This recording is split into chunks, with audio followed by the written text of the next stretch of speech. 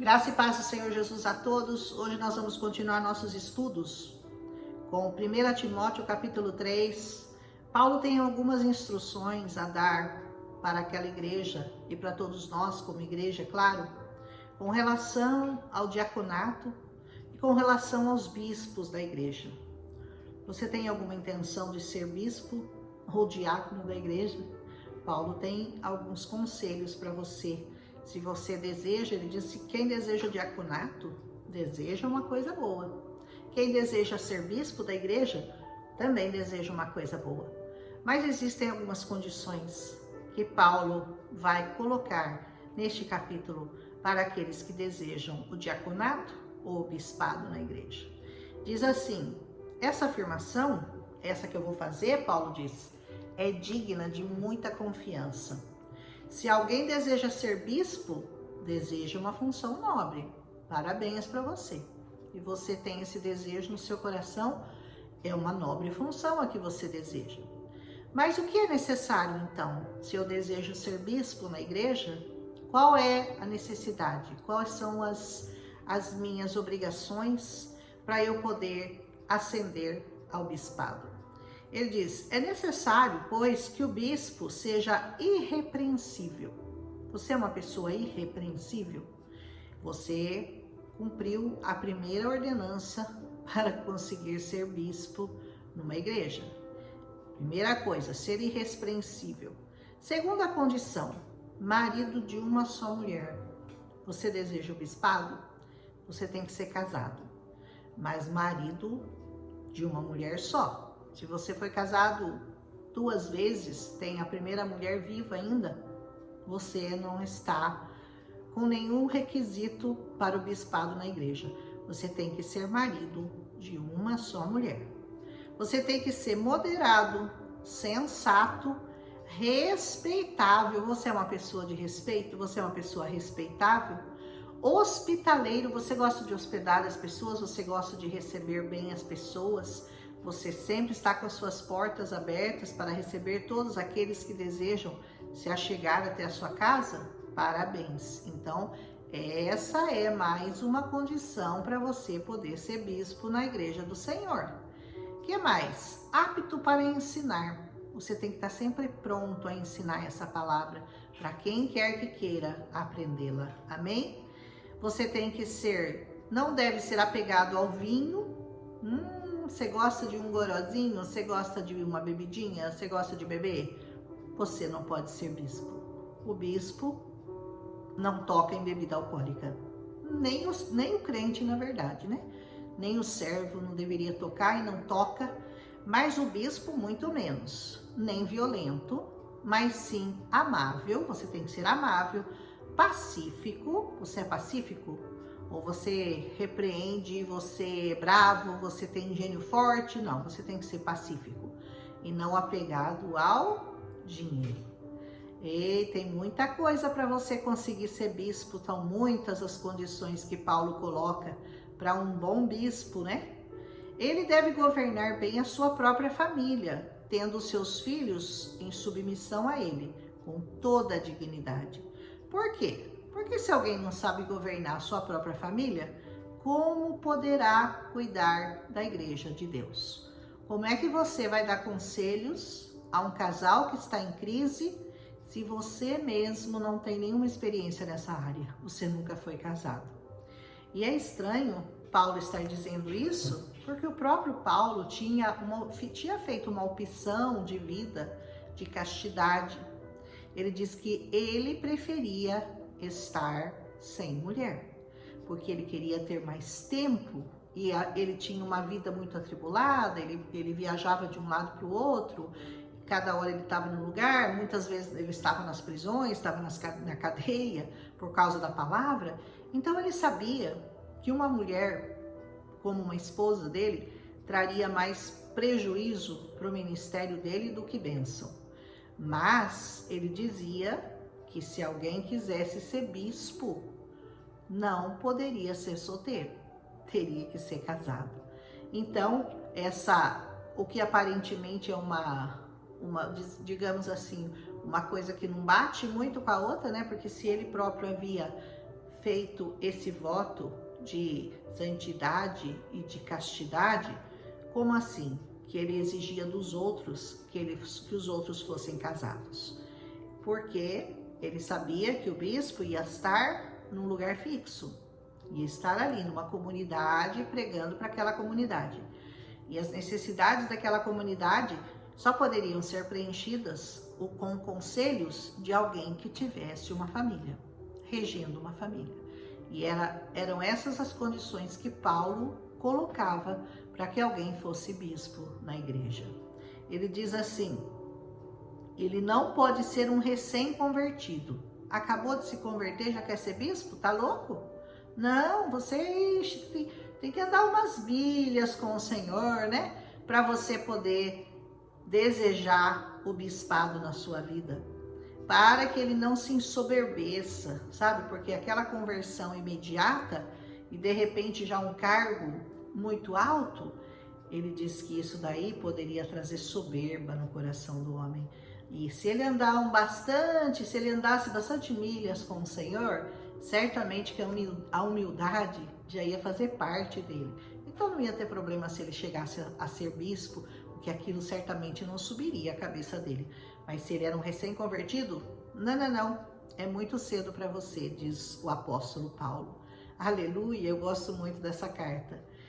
E ele diz assim, para que não se ensoberbeça, e assim ele caia na mesma condenação em que caiu o diabo. Você sabe que o diabo só caiu, ele caiu porque ele se ensoberbeceu, ele quis ser igual a Deus. Ele subiu ao coração dele, ele desejou no coração dele ser igual ao Criador, ser igual ao Senhor de toda a terra.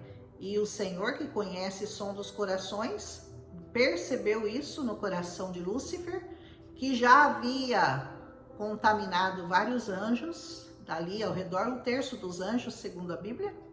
Então Deus o lançou à terra, porque não havia mais lugar para ele. A soberba, como diz essa palavra, precede a ruína.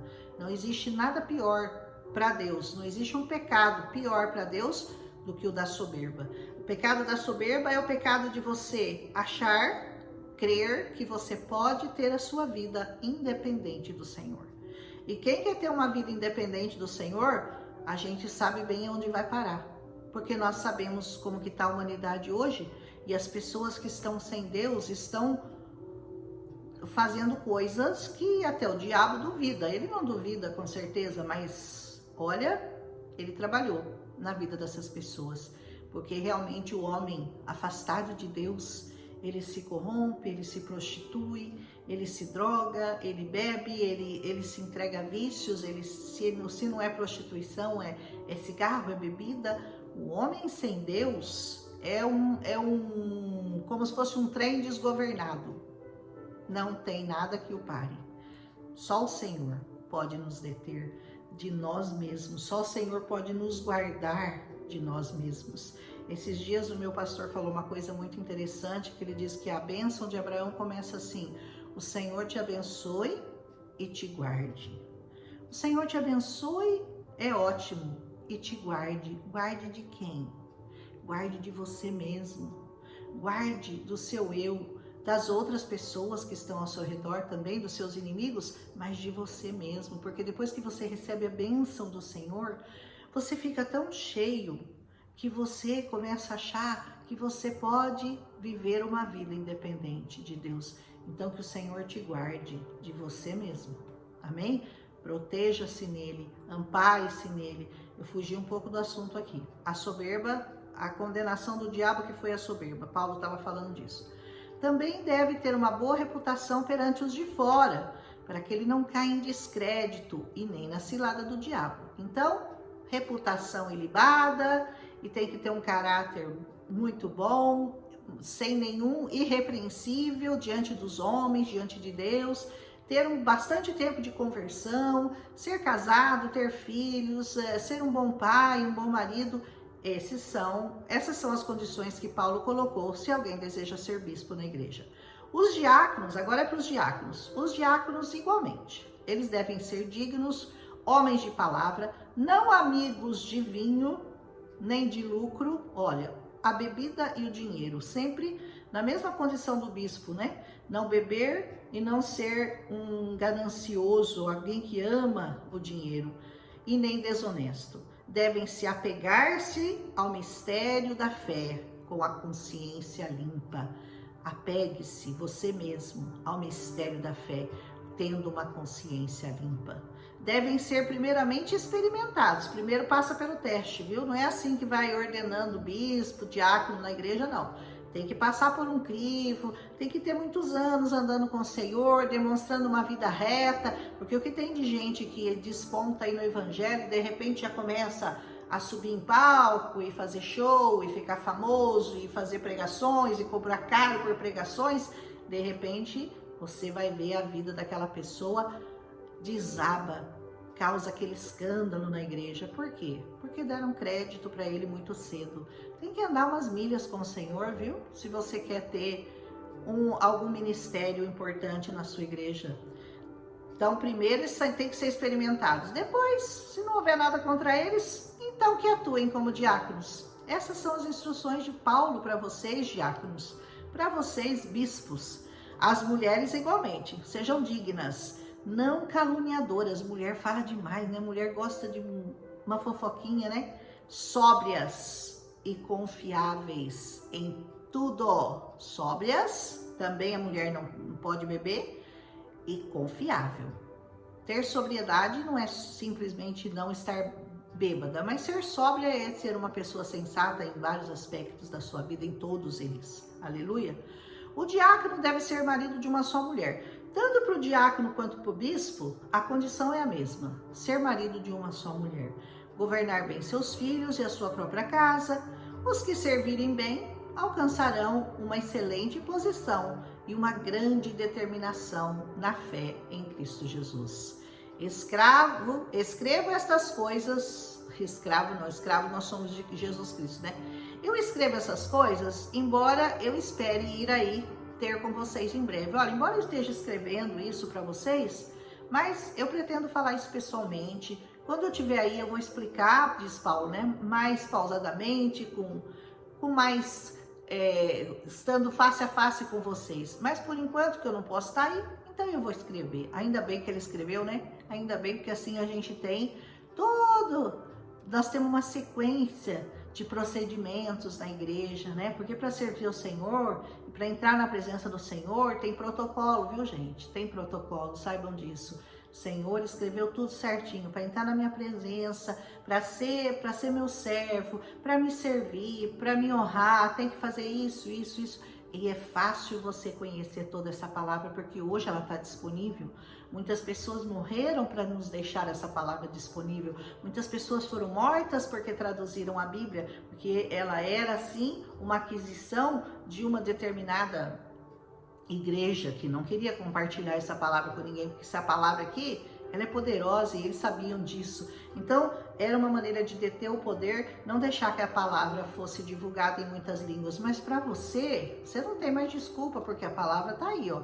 Tudo que você precisa saber, o Senhor já te deixou por escrito.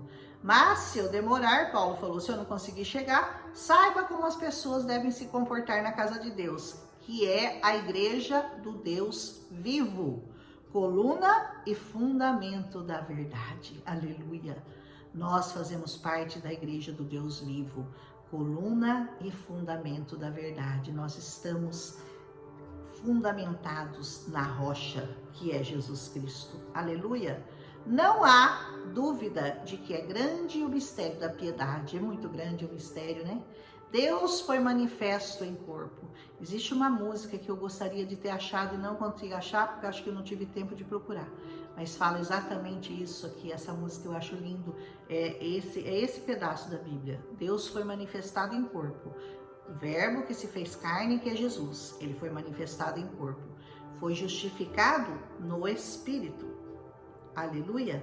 Foi visto pelos anjos, foi pregado entre as nações, foi crido no mundo e foi recebido da glória.